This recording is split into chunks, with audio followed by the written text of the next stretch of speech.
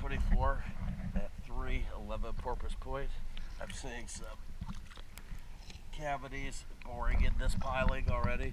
As I go down, I'm going to sound it with the hammer and then let you know what needs done on this piling.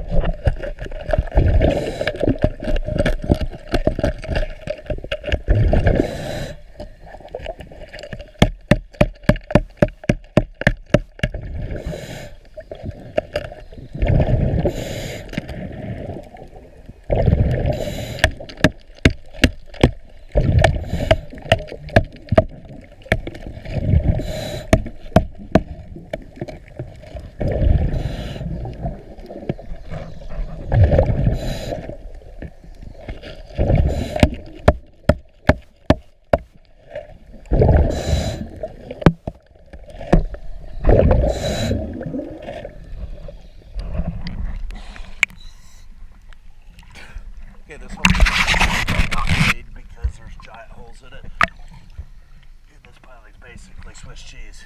So we will have to do some restorative corrective action on this pile.